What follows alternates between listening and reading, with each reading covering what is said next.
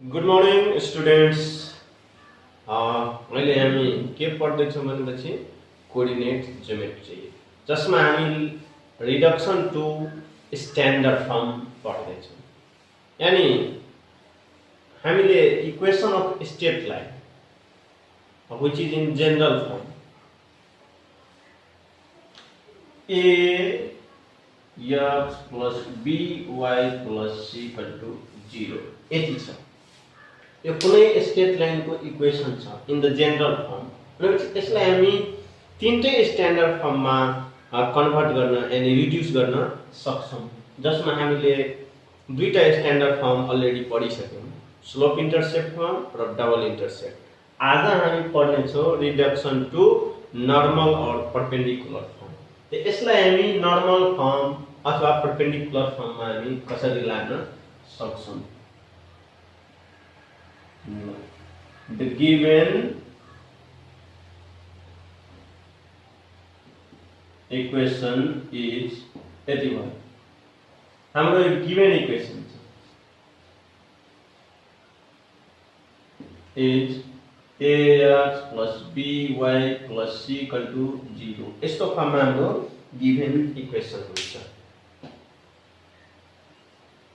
Equation 1। तर यसलाई हामी कुन फर्ममा ल्याउनु छ त? Perpendicular form. And the equation of the straight line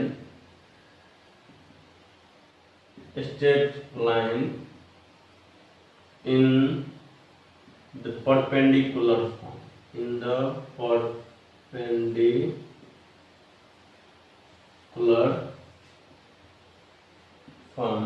is x cos alpha plus y sin alpha equal to p। यस्तो हुन्छ। The equation of the straight line in the perpendicular form is यति।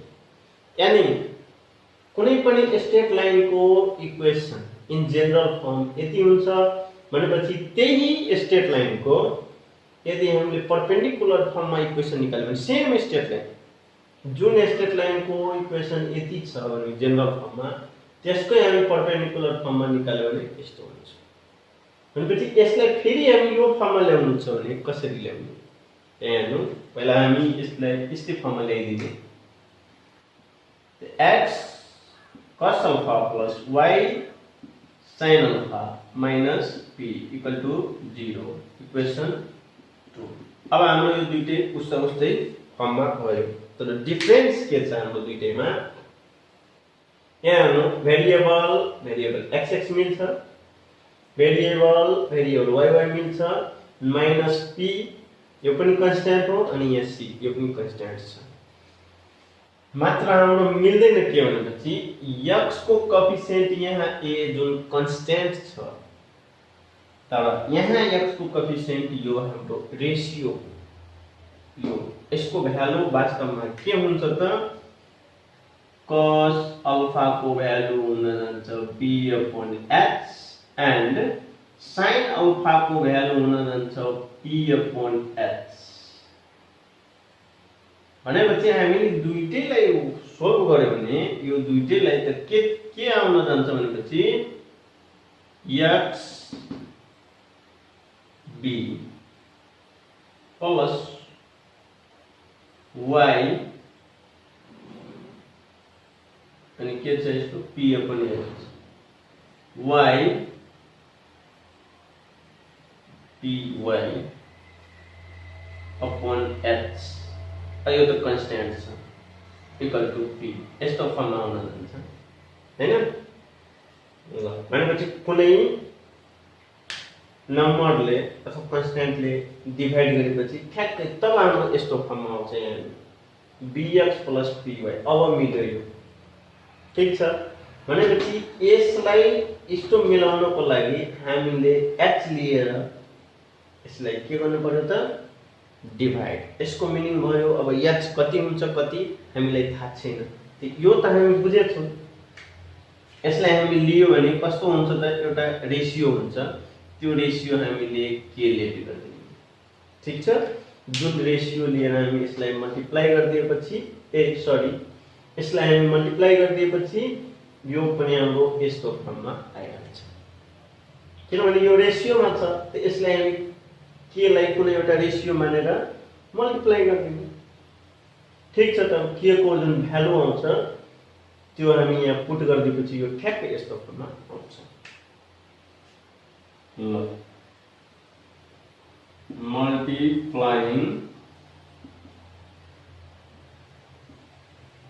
equation 1 by k, we get multiplying equation 1 by k। अब k लिएर multiply गर्ने, therefore k times ax plus k times by plus kc equal to 0 में multiply गर्दा 0 भयो, equation 3। अब हाम्रो यो दुईटै इक्वेसन सेम भयो, आइडेन्टिकल भइसक्यो। किनभने यसमा पनि x cos अल्फा त जुन हामी के ले मल्टिप्लाई गर्यो रेशियो सम्झेर यहाँ पनि ठ्याक्कै मिलेछ। रेशियो र कन्स्ट्यान्ट मल्टिप्लाई गर्दा रेशियो हुन्छ। अब दुईटैलाई हामी कम्पेयर गर्दिने। Comparing equation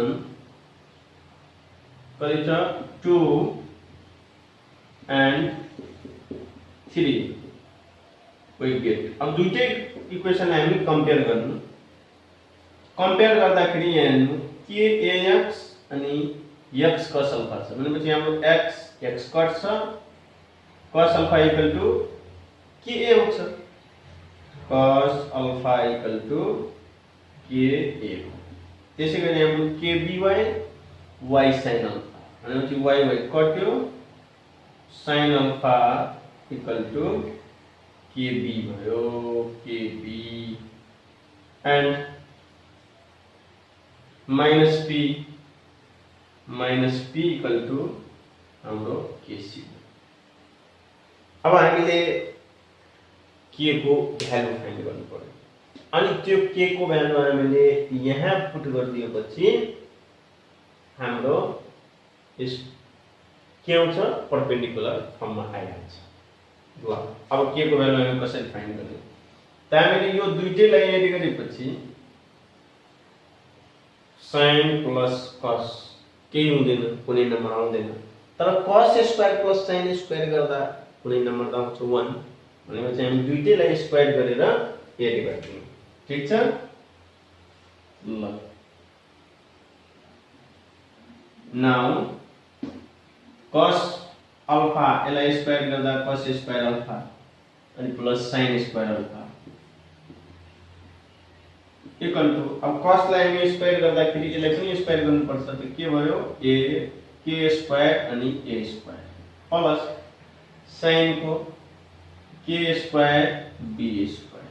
अब हामीले यसलाई सोल्भ गर्दियौ।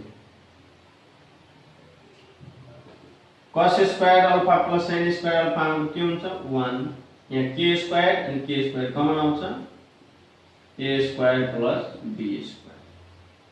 अब हाम्रो यहाँ k स्क्वायर को भ्यालु कति आउँछ 1/a square plus b square. अब के को भ्यालु हामी फाइन्ड गर्न सक्छौं। ल k स्क्वायर इक्वल टु हाम्रो plus minus 1/√a square plus b square whole square. Plus minus हामी किन दिएको भनेपछि प्लस को स्क्वायर पनि प्लसै हुन्छ, माइनस को स्क्वायर पनि माइनसै हुन्छ। अब 1 को स्क्वायर 1 ठ्याक्कै मिलेछ, √a को स्क्वायर यति आउँछ। हाम्रो स्क्वायर स्क्वायर कट्यो, therefore k equal to plus minus 1/√a square plus b square आयो। अब हाम्रो k को भ्यालु टक्क इक्वेसन नम्बर 3 मा पुट गरिदिने, परपेन्डिकुलर फर्ममा कन्भर्ट भयो। Putting the value of k in equation 3 we get अब इक्वेसन 3 मा पुट गरिदिने।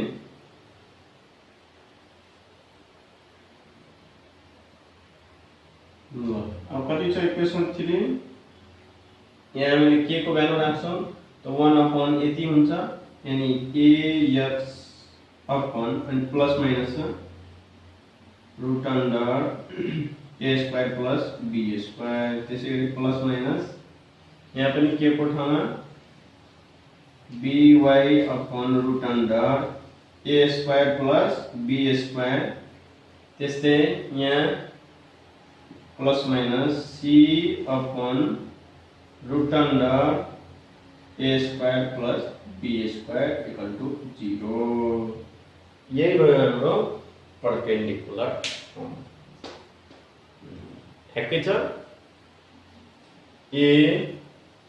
ax।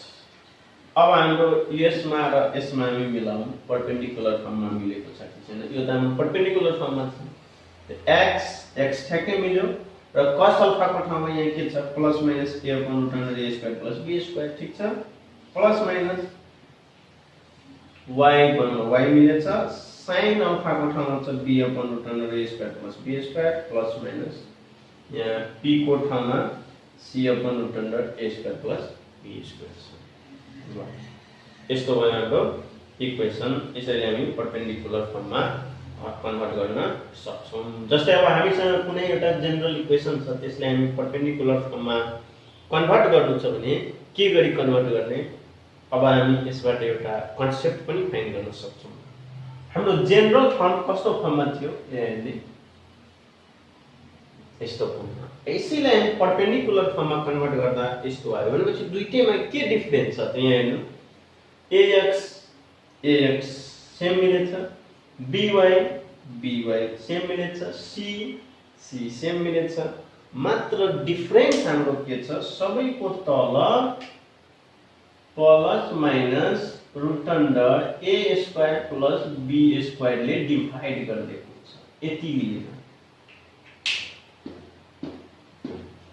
भनेपछि हामी कुनै पनि जनरल इक्वेसनलाई plus minus root under a square plus b square को भ्यालु दिएर डिवाइड गरिदियो भने त्यो हाम्रो कुन फर्ममा कन्भर्ट हुन जान्छ त परपेंडिकुलर फर्ममा कन्भर्ट हुन जान्छ। यसरी हामी जुनसुकै जनरल इक्वेसनलाई हामी परपेंडिकुलर फर्ममा कन्भर्ट गर्न सक्छौं। त्यो कन्भर्ट गर्नुभन्दा पहिला हामीले हामी यसको भ्यालु निकालेर डिवाइड गर्दियौ। ल एउटा म त्यो तपाईहरुलाई देखाउँछु कसरी कन्भर्ट गर्ने। ल यो पहिला मिटाउँ।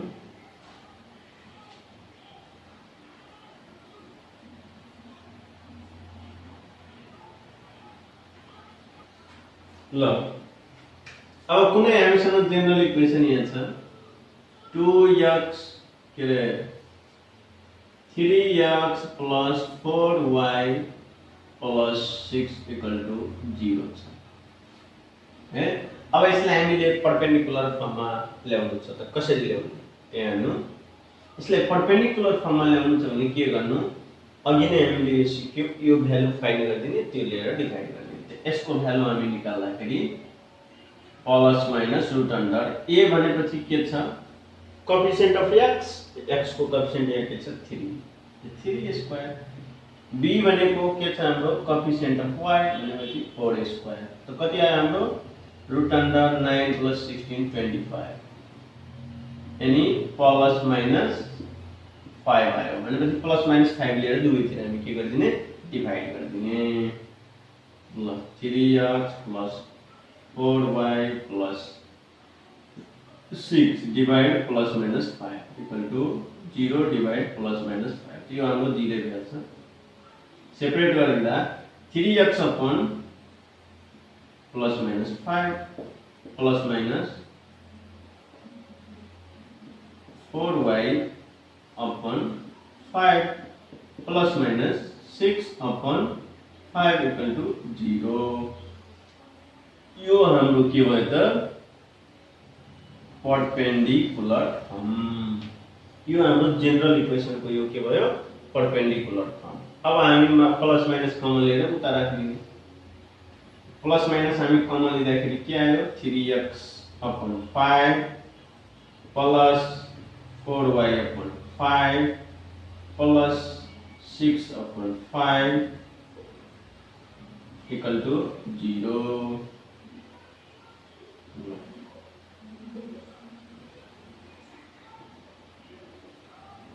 Equal to 0.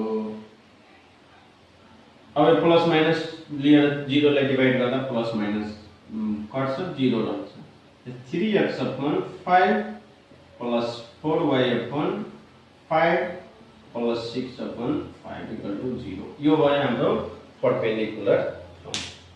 यसरी हामी परपेन्डिकुलर फर्ममा ल्याउन सक्छौं। यदि हामीलाई कुनै जनरल इक्वेसन अथवा गिवन इक्वेसनलाई परपेन्डिकुलर फर्ममा ल्याउनु छ भने पहिला हामीले यसरी plus minus root under a square plus b square को भ्यालु निकाल्नु, त्यो लिएर डिवाइड गरिदिनु, त्यो हाम्रो केमा जान्छ परपेन्डिकुलर फर्ममा,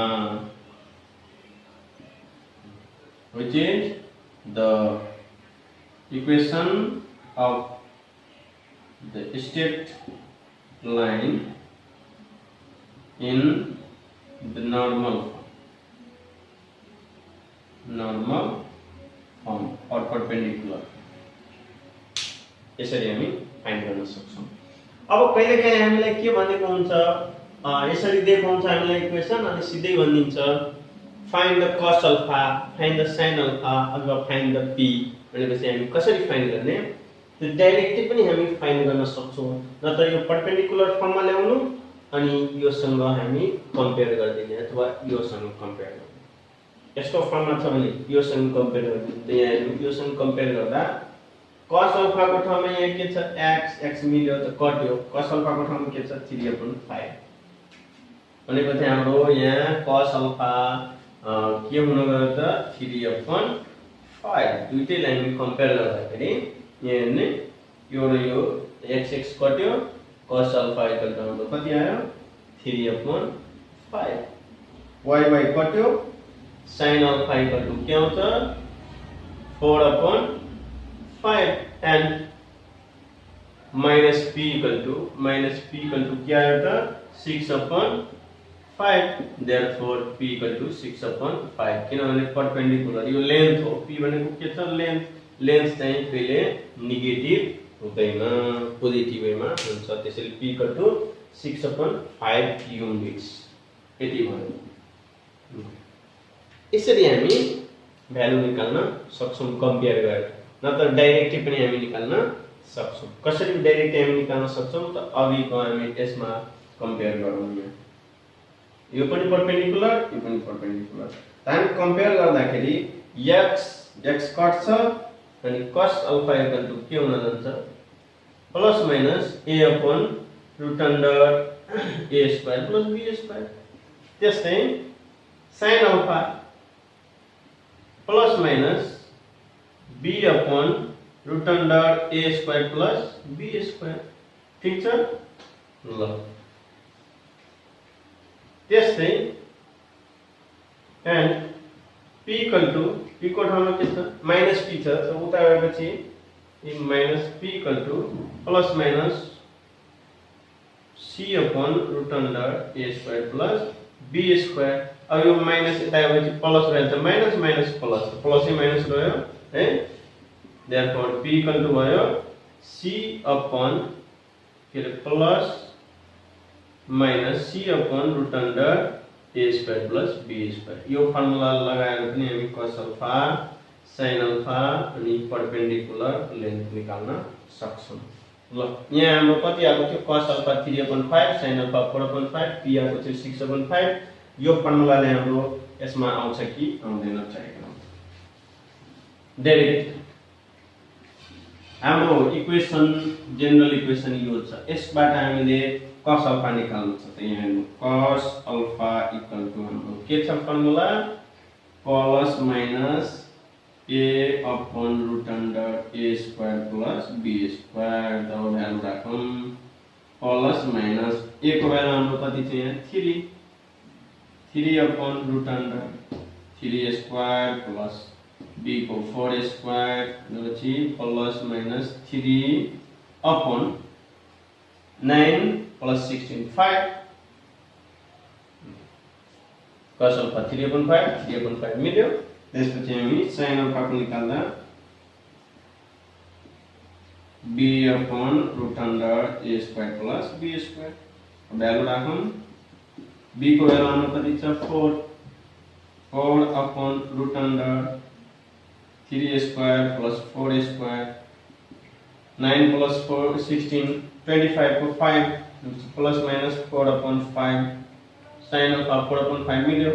त्यसपछि हाम्रो p भनेको c upon plus minus c upon root under a square plus b square plus minus c को भ्यालु हाम्रो कति छ 6 upon root under 3a square plus 4a square यानी 5 plus minus 6 upon 5 equal to 6 upon 5 भयो किनभने perpendicular distance चाहिँ जहिले पनि पोजिटिभ हुन्छ।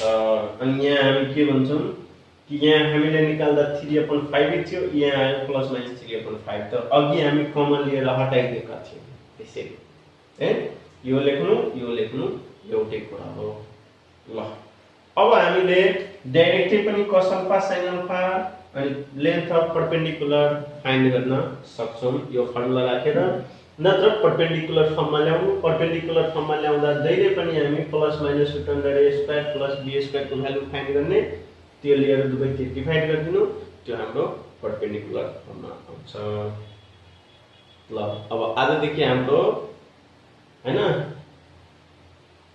Standard form reduction of the given equation in the standard form पनि सिद्धियो।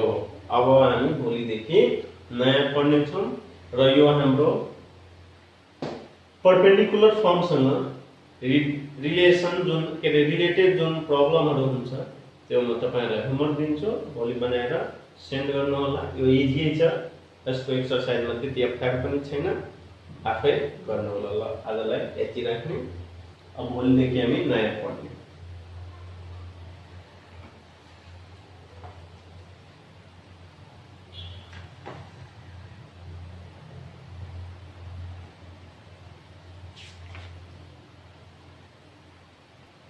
ल भोलिको हाम्रो होमवर्क भयो क्वेशन नम्बर 3 देखि लिएर क्वेशन नम्बर 3 मा छ reduce the following equation to the perpendicular form and hence find the value of p and alpha. p र alpha को पनि भ्यालु निकाल्नु होला। ल question number 3, question number 4, question number 5, 6, 7, 8 सम्म हाम्रो होमवर्क भयो। यो अल चाहिँ हाम्रो होमवर्क हो।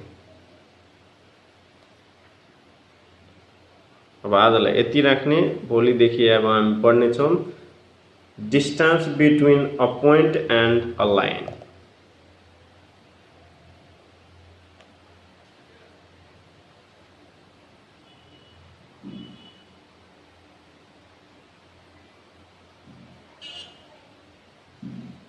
होमवर्क पनि थोरै छ र इजी छ।